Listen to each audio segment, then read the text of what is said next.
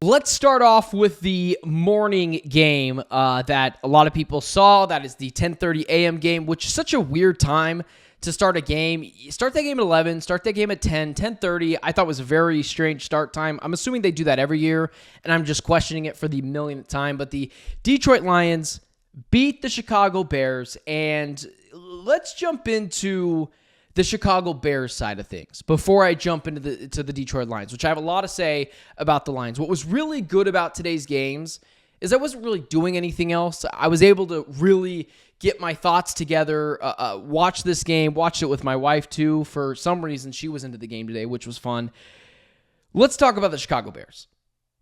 The Bears, over the last couple weeks, have lost to a Hail Mary where a player was messing around and talking with the crowd pre-Hail Mary, was trash-talking the crowd while that Hail Mary was going on. They lose that game. They have lost on a missed kick, and now they lose because the head coach doesn't call a timeout. There are people out there going after Caleb Williams. Now, if there was anyone that who has been 1,050% right, and even add maybe a little bit more on there about Caleb Williams, it's been me. I was spot on about Caleb Williams. And I feel like I was one of the few people that was holding their horses a bit on the hype of Caleb Williams. Last year, I remember I did a video that did like 250,000 views on YouTube, and another one that got like 300,000 views on TikTok. And the first one was going after, because I'll do this from time to time, going after Nick Wright for putting Caleb Williams at the top of his Mahomes mountain, basically his quarterback hierarchy. And I had said, what?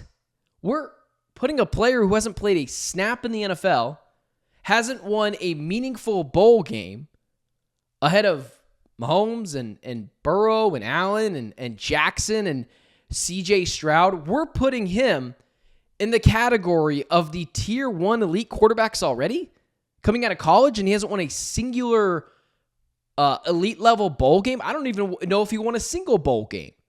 I know in that Holiday Bowl, he wasn't playing. It was Moses Miller, whatever the kid's name is. And I had said, wait a second. I think Caleb's going to be good too. But this is going to take time. And it was that combined with the Chicago Bears have never had a 4,000-yard passer. And we're just passing over that fact that the Bears have never been able to develop a quarterback. They are one of the few teams in the NFL who have never had a franchise quarterback, not one. And they're also one of the oldest teams in the NFL. And I said, you combine all those things together, and yeah, I get he's a really high quarterback talent, but we're just gonna put him up with the top 3, top 5 quarterbacks in the NFL. That was silly, and I've been mostly right.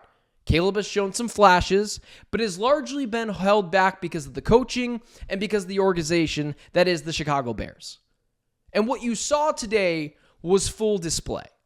I'm not going to blame Caleb Williams for not calling a timeout. I'm not going to blame Caleb Williams for changing the play on the last play of the game. I'm not blaming any of that. If he didn't know that they didn't have a timeout, I'm not blaming Caleb Williams.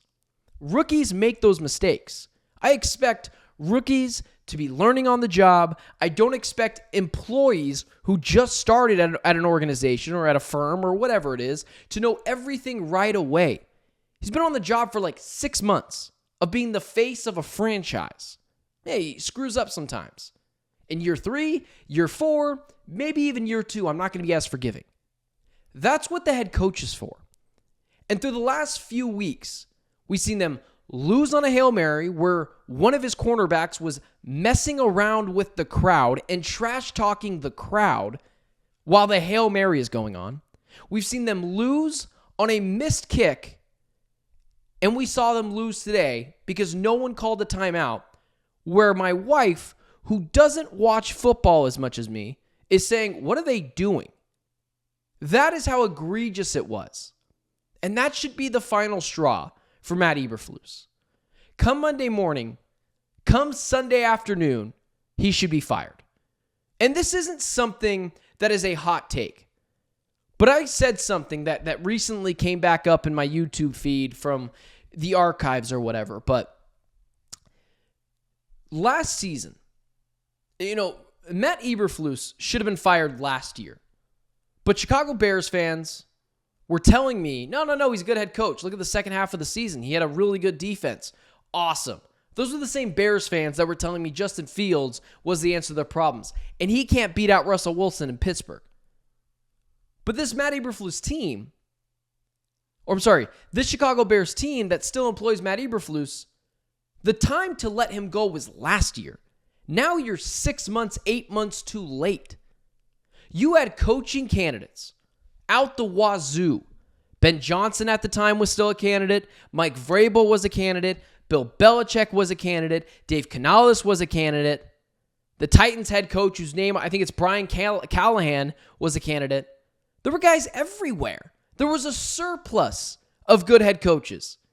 And you stuck it out with Matt Eberflus. You had a new quarterback coming into the fold who had all this talent and was seen as by far the number one prospect. And you stuck with the defensive guy. That is egregious. Everyone that's saying fire Matt Eberflus now, you're 8 months too late to the party. I've been saying this for about a year now, that he should have been gone last year. At least 10 months, I've been here saying this guy should be gone. You had the chance to bring in a new head coach, to form an alliance with Caleb Williams, an offensive guy to help guide him in the NFL, and he didn't do it. And it was clear as day obvious that Matt Eberflus was not the guy. And you passed up on Bill Belichick, you passed up on Mike Vrabel, you passed up on Ben Johnson, you passed up on Brian Callahan, you passed up on Dave Canales, and you stuck with the defensive guy who's got a terrible record as a head coach. The time to move on from Matt Eberflus was 8 months ago. It ain't now.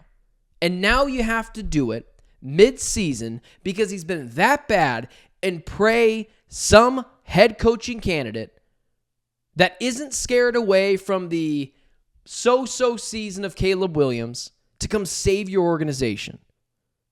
Consistently, this is what bad organizations do, like the Chicago Bears, who have been a debacle since the early 2000s.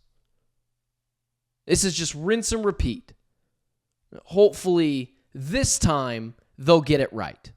Because losing those 3 games by a field goal block on a Hail Mary where the player is trash-talking the crowd mid-play and not calling a timeout and letting the clock run out where Caleb Williams got sacked with 30 seconds on the clock, that is coaching. That is not the players. That is mismanaged. That is a mismanaged organization.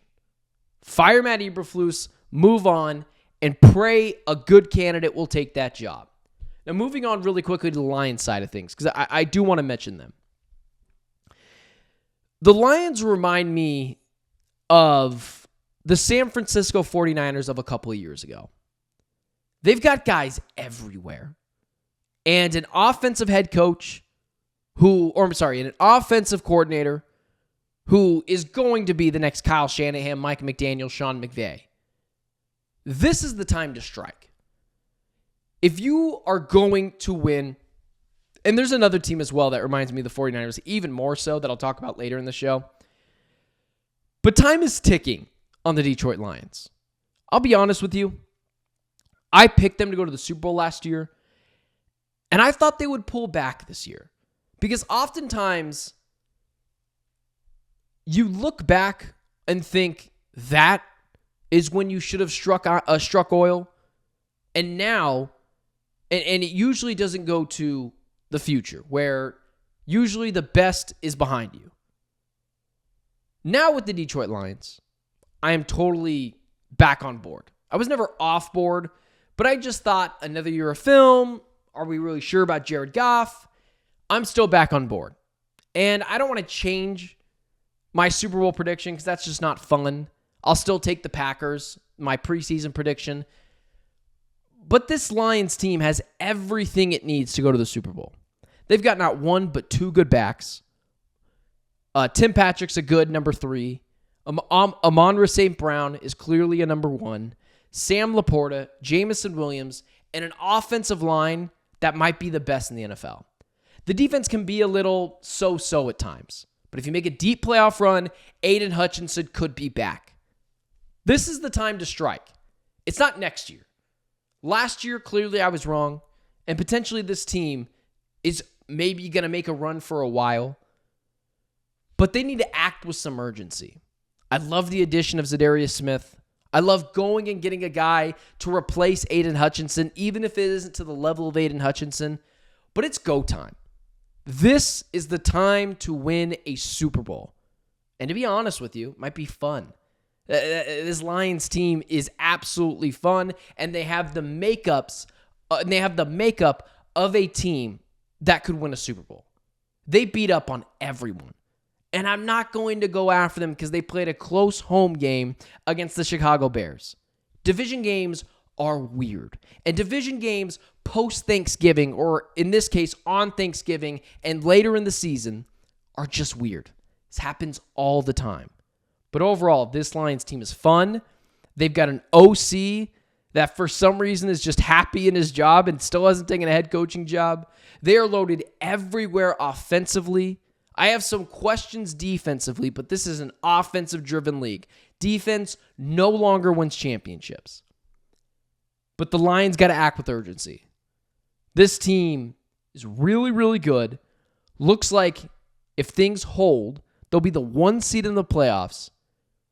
And with a guy like Jared Goff who just continues to prove people wrong, this team looks destined for a real Super Bowl run. But they cannot look towards the future. They have to get it done now.